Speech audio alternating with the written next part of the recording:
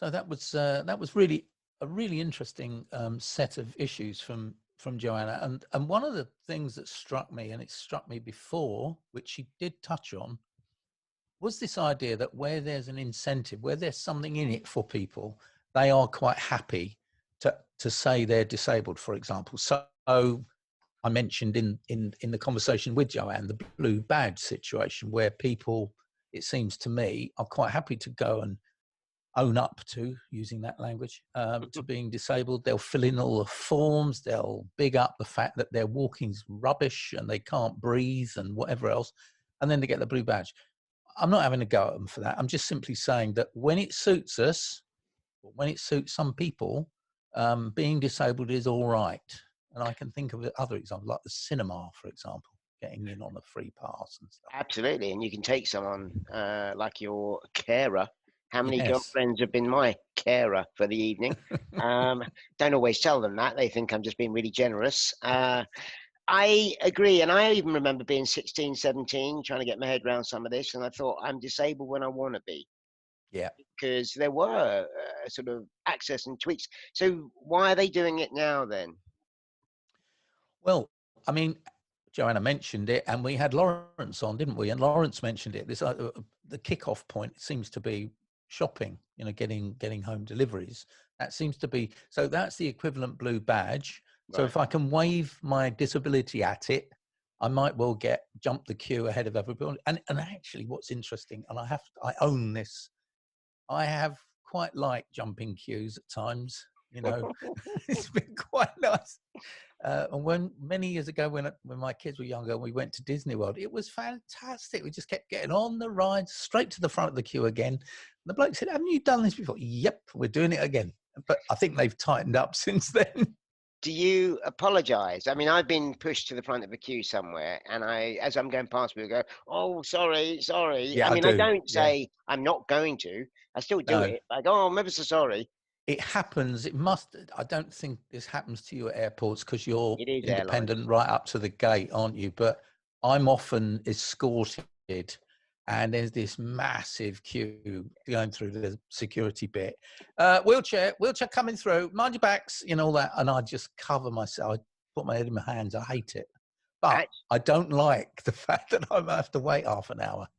You've reminded me though. I flew back last year from somewhere, and I get fairly close to the desk so they can see me, but I don't go right up. And then 20 minutes to go, all these speedy boarders get up and they start Oh queuing, don't yes, they? yeah, they And do. I tweeted, I photoed, there's about 12 people ahead of me. And I said, these Muppets don't realize any minute now I'm going to sail past all of them. And I did. And I went past and said, and they're like, oh, and I'm like, there's no point. But okay, so your bit is if there's something in it, I think the flip side of now is it because there's a fear? If they have an underlying condition that may be a disability as well, in that or impairment, they're nervous that they won't get the right support? Is there a bit of fear as well as a bit of a bonus? Well, it's interesting, isn't it? Because on the one hand, people seem to be, from what Joanna was saying, um, making more of their impairment or their disability to get the benefit, whatever that benefit might be. But when it comes to, for example, treatment because of, say, COVID, no, no, no, no, I'm not going into hospital. You know, there's a kind of almost a retrenching because they're very frightened that they'll catch something worse, you know, that their condition will be made worse if they're in hospital and so on. I'm not framing that very well, but there is some kind of odd thing going on that on the one hand, I want to be disabled because there's that, but on the other hand, I don't want to be. Uh, I haven't quite got that. The bit for me is it's about work, Can't be and surprising, really. well, no, because it's like it is confusing that bit. But I'm thinking people are saying they do have a health condition, therefore you need to treat me carefully because I have got something. I'm at Yes. risk greater than other people. There has been people who a company will say, "Has anybody got any underlying conditions?" Because in the early days we might send you home before others, and lots of people put their hands up, and there's someone we knew in the health profession. They are having to renegotiate because lots of doctors and specialists are now coming forward saying, actually, I've got asthma, I've got diabetes. Yes. No one ever knew about this, but now they're having to talk about it Yeah. because they're at risk. Yeah. something that it struck me. I think her phrase, which comes from her masters, this is Joanna saying, people don't want to declare or come out the closet because it's a threat to their autonomy and independence. Mm. I Yeah. think this is one of the strongest ones, and that's where someone doesn't understand what disability is. They see it in the old fashioned that the moment you say you've got this, you are now dependent on everybody else. You have no independence, and people almost ignore you. You're not part of the conversation. Why would anyone sign up to that? Well, and if you think about some of the work we've done over the years, social model stuff,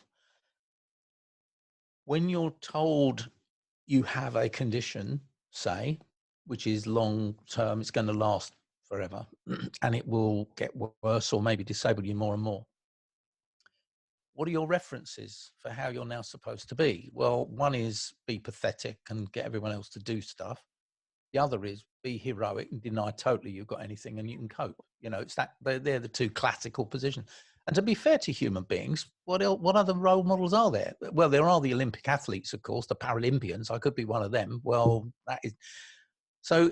In some ways, at this moment, people are worried about their autonomy from either feeling they've got to act or they'll be seen as pathetic and not coping, or not heroic enough, i.e. they're not putting a brave enough face on things.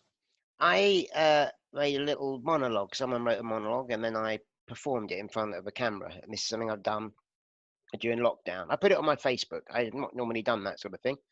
Two people who know me very well, they're friends and family friends or whatever, said, "You are so inspirational." Oh God. Now, I know the two I didn't answer because I'm like, what on earth? That's got nothing to do with anything. And I've just done a monologue. It's nonsense. But I suspect they're the same people who don't want to jump in the disability camp because they know how rubbish it is to be deemed inspirational. You have to suddenly become exceptional when you're not. Yeah. I've I lost mean, you. I liked one of our other guests very recently, Carrie Ann, who kind of talked about she wants to inspire people to do stuff like travel, but she doesn't like being called inspirational. And there is a subtle difference, isn't there? There's a subtle difference between susceptible and vulnerable. They're different things. I think the people who call me inspirational on that monologue were the ones who would struggle with this anyway. There was a lovely line Joanna also said, you go shopping, you're older, and maybe you use a stick. But then when you go in the shop, I've done this, you go into the supermarket, you grab hold of the trolley because that gives you the balance and it's a walking frame. But plausible deniability says, no, I'm using a shopping frame, a shopping trolley just like everybody else. Yeah. I think that's a beautiful line, and I think everyone has done. Oh, that transition is part of it. So why did I in my day drive a BMW 5 Series, and why did you drive a BMW something series, 6 Series? What was that about? In part, leaving aside all the usual stuff about Our cars. penises. No, it was about being like everybody else. When we were in the car driving, we were like everybody else. But in one bit of us, it was actually we're a bit better than everybody else because we're in a BMW and they're not, kind of thing. I think there is something about the invisibility. When you're driving, leave aside what car it is, when you are in a car driving, if you're normally in a wheelchair out, you're being seen in a very different way. You might be looked at in a BMW differently to being looked at in a wheelchair. So anything to disguise. So back to the stick in the trolley thing. I look like everybody else At that point, at absolutely. that point. Yeah.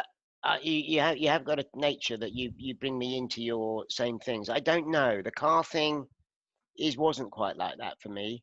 The bit I remember about having the nice car, one, it was a beautiful thing. I mean, It was. No, that it was was one thing. lovely. I do remember when I'd get out of it, I liked people getting muddled by that. I enjoyed that. It wasn't about being in it. It was getting out of it and they go, oh, okay. I didn't see that coming. And I'm like, yeah, you assumption making You've stereotype. just reminded me. Do you remember Martin Lucas? Yeah. producer of programs for ITV when we knew him. He was, well, I can't remember which station he worked for, but he had a serious mobility impairment, and he Yeah. told me the same thing. He Right. drove a Porsche, He did have a Porsche. Yeah. and when he got out of it, it was such a performance. You know, legs were thrown in different directions, Yeah. sticks came out. And he said exactly the same thing you've just said. He loved watching people's reactions to this. He was a big guy too, wasn't he? He was 6 foot something or other. It's Big also man. but I still do it now. So I walk past a disabled parking bay and there is a flash car in there, and I go, oh, there's no way they're disabled. So I'm actually stereotyping all the things that we don't like. The plausible deniability I thought was a very interesting thing, and I think older people must do that all the time. I mean, I'm Yeah. stereotyping them, but you adjust. You found your working way round, but that isn't disability in your head.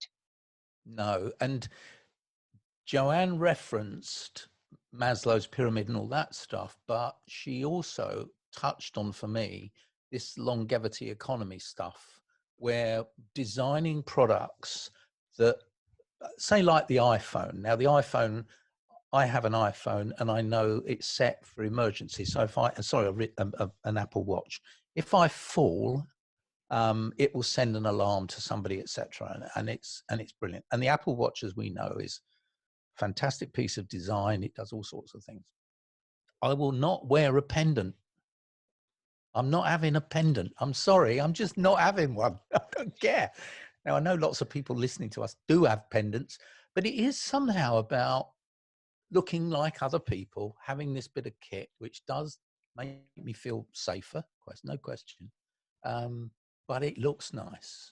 So I agree with you and I get it. Why wouldn't you wear a pendant when it's a perfectly sensible thing for you to potentially adopt? I think partly for the same reason that lots of people don't wear hearing aids or glasses, because it makes me look, or at least I feel like I'm different wearing it. Secondly, I think a practical thing, they're a blooming nuisance. You keep forgetting it, or it's around your neck and you get caught around something when you're trying to do something else. Those are the kind of practical reasons, but it's mainly in my head. It's not really about, of course they're fine. Of course they work. Of course they do what they're supposed to do. But there is something about the design and the way they look that doesn't make me feel I want to be seen wearing one, if you see what I mean. I don't know if it's the design and the way look. I think it's what it is saying about you. It is lots of autonomy, lots of independence. I now could fall over and not be able to get back up, which means I've got to press a button. I don't want to acknowledge that, but my Apple Watch builds it in amongst 1,000 other things, so I don't even have to go there. Yeah. Yeah. Sorted it. What about going back in the closet? So we all return to work or to our places or wherever we may be, and finally we've got the vaccine and we've got rid of COVID, or it's not such an issue. And then you're going back in and go, oh, so you were one of the people who had that health condition. What do we need to do? And go, no, whoa, whoa, whoa, whoa. It's not an issue now. How do No, people can go I have my back blue in? badge back now, please? Yes. Go back to the town hall and give you a blue badge. Yeah. Yeah. Get in the queue for Sainsbury's like everybody else, Yeah. buddy. Can you get back in? It's really interesting, isn't it? What happens inside your head? I don't know, because I've always been like this. So I don't know what it's like to be able to not be like this, if you see what I mean. I thought of this, and I think I hate it even saying this, but I think there's some truth where you have something, the resistance to say you have a disability is immense because of all the baggage. Eventually, you start using the kit and you acknowledge it, and then you go through the transition where you say, "Oh, it's about rights," or you don't have to be a campaigner, but you go, "I don't mind anymore." But not everybody gets all the way through to the end. Some people get stuck along the way. I I don't. If it was for the reason that they came forward, they may say it isn't relevant anymore. I do not wish to discuss. Mm. Do you think, I mean, the people that are making use, say, of the supermarket deliveries on the basis that they've now got this underlying condition which they realise qualifies them, they are only basically, though, working on the model that they're ill, aren't they? They're using the illness impairment thing. They're not moving on to thinking about the barrier or any of the other social model stuff. That's not relevant. It's simply, I've got this thing, I'm entitled. That's it. End of story. We should all get them T-shirts that say "Piss on Pity." Yes. Get them. What? Nothing about us without If us. you can jump the Sainsbury's queue, you must become a radical activist. Chain yourself to something. Uh, no, you're right. So, okay, but that's the point, isn't it? This was an illness that at this point of time, we said it at the end with Joanna. What if those people who were older, who had something that could be difficult because of, and all the barriers, and those who have disabilities, inverted commas, if they became a united force? Oh, goodness me. Well, yeah, when you were talking with her, you mentioned this, didn't you? I mean, as as a political person, I've often wondered why it is so difficult for the 11, 12 million disabled people to actually agree on something and do something about it. Do you know what I mean? Like vote a certain way, for example. Um, if you added in, because a lot of the 12 million, of course, are older people too, but if you added in the elderly population that have various underlying health issues or whatever, goodness me. We'd I mean, run it the would be country. scary, wouldn't it? It would be scary. But we know the reason why you can't do a simple thing like vote, because we know that the percentage of disabled people that voted for Brexit was slightly higher. They were more pro Brexit than they were not Brexit, because they don't see it as a single issue. It's never a single issue. It's about 20 other things. And Mm. disability is the seventh most important thing to them. So it's, and I flinch now when we say 11, 12 million people, because I just think so many of them don't consider themselves as disabled. A load of them just say, well, I've got this one condition and that's what it is. And I'm not the same as Phil or Simon or whatever it Mm. might be.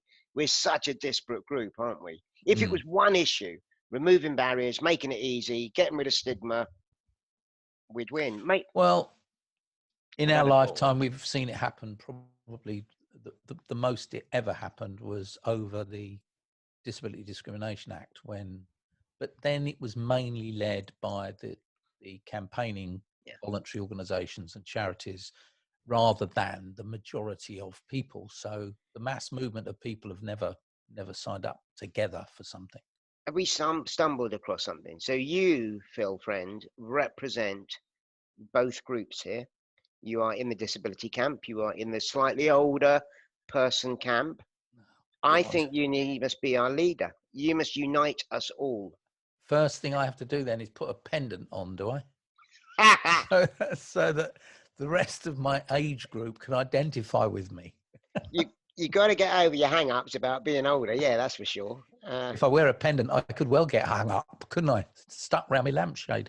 But so I presume I love the fact that you said, "Oh, they get in the way and they get caught and everything." How many times have you worn one, by the way? Never. Yeah, There there isn't you one go. in my house. And you, oh, it gets caught But and everything. You've never even worn it. I know people who do wear them. Yeah, but they're not your friends anymore because of that. I I if Andy Warhol designed it, maybe I'd wear it or something. You know, made of Coca-Cola bottles. I appreciate it is the wear it. Sorry, it is what it looks like, but it's what it brings with it, and that's Joanna's point about it's the loss of autonomy, independence. We know that if you say from day one I'm not disabled and day two I have a disability, nothing has changed with you. You've not gained or lost any autonomy or independence any more than if you started wearing it. You're not suddenly more or less. Nothing's changed. It's just what's in your head. Yeah, of course. It's exactly the same. When I was younger, I could walk on crutches, Yeah. so I didn't use wheelchairs. I mean, looking back, what an idiot! I'd have done so much more if I'd been in a wheelchair much more often. So we need older people to the older people who wear the pendants are the ones that need to come and talk to us to say, chill out, these are good. And Yeah. we need to speak to those who were hobbling along. Do you remember a few years ago, I was at, I think it was somewhere posh, like the Royal Opera House. And I was with Susan Scott Parker and she'd gone off to get rid of her coat or something. I was on my scooter and there Right. was this older man, maybe 70ish, walking with crutches, walking like a snail. It looked really painful, really uncomfortable. He was with his partner. And I looked at him in my head. I thought, well, you're an idiot. Why don't you just get yourself a scooter and sort your life out? And I tutted Yeah. internally. About 10 seconds later, he walked over slowly and said, excuse me, can I ask you, where did you get that scooter from? I think I need to get one of them. And I went, oh my God. Oh. And then over the years, we exchanged emails, and he got one, and he went traveling. He started going around the world. He said, I haven't done this for years. My wife loves me now because I'm going out doing the shopping. I'm doing the. It was one of my most favorite moments. But hang on a minute. Are you suggesting yeah. that it was his encounter with you on that night that he decided he needed to get a scooter? Are you claiming that? Well, okay, let me qualify that. There was a coincidence. I give you that. Of enormous proportions. What I suspect happened is he's been thinking about it for a long time. Yeah. And two things happened. One, he saw my scooter and thought, that's not too bad, that's not too big. And then he probably saw, a very handsome, stylish man on it and thought, if I could be like him, if Who only, was that? I don't know, I'd given it to somebody else at that point. Adi Adepitan was sitting on it. Of course it was coincidence. But the point was, I thought it, and then he came over. So yeah, absolute. I do think I'm trying to be serious now, but the fact you were there and he had an opportunity to talk to somebody who was using one, and it may well have been that because of your manner, your demeanor, the way you were conducting yourself. Good suit, nice suit. Well, forget the suit. Well, you're at the Royal Opera House. You wouldn't, yeah, exactly. You're in the Royal Opera House. This guy I can talk to. He's the same as me. He gets opera. He dresses smartly. Yeah, he's on a scooter, but we won't hold that against him. He might know something about him. Let's have a little chat with the guy. What he didn't know, I could have told him. He should have run me. But that's the point. We hear it from someone else and we feel You okay struggled about for it. a time, don't you recall? I can remember you with I've your acknowledged it all the get way out of through. here. I can remember you and your scooter avoidance. Absolutely. It was across the Rubicon, the threshold when you do it. And I give this to Jen. I was with Jen at the time, and she got tickets to go to Prague, I think. And it was the first time someone had invited me to go abroad, and I didn't want to go because I knew I couldn't walk. Yeah. And she said, well, then you've got to get a scooter. And I'm like, "Rrr." And I got one, and I loved it because it meant I could finally go around town. It was And hassle. to be fair, a bit like my pendant, your scooter has to be a certain look. It has to be functional. It has to do certain things. I mean, you travel an awful lot, so it's got to fold up and break down and stuff like that. But it's got to look right. It's got to have a kind of cachet about it. Your scooter's not the same as a lot of scooters I see a lot of people on. Yeah, we slightly do. However, I don't customize it. I don't think that, I do accept they're always going to be a little bit function over form sometimes, but people like Shannon Murray would fight that. She's saying make them beautiful and aesthetically pleasing as well. But we moved around a little bit. I think Joanna's idea, when we said, is there evidence? She's saying, well, I don't know, but I just feel there's more people. What will be interesting is what will be the perception after. And also, we mentioned it in the talk with her, if the world has to stay in lockdown longer because of people with disabilities who are shielding themselves, will there be resentment? Will there be burden? Yeah. That could be awful. Well, certainly there are conversations going on. We know they are about why, from younger people, and by younger, I don't mean 20-year-olds, I mean 40-year-olds. Why are it doesn't affect us. So why are we having to, I think those are beginning. And the longer this goes on, I think some of the material coming out of the US where people are campaigning to open, the shops and everything else, and really quite violently. They're going in with guns and things. Oh, that's scary. I would feel vulnerable then. And there's a bit of, we care about these people, but only so far. Not if you're going to ruin my. We need to stop and thank Joanna for raising it. I'm sorry we didn't drop it into a bigger show, but I'm glad we got a little chance to talk about it. If you just caught the video, then have a listen to the whole podcast because it's a good listen. Yeah.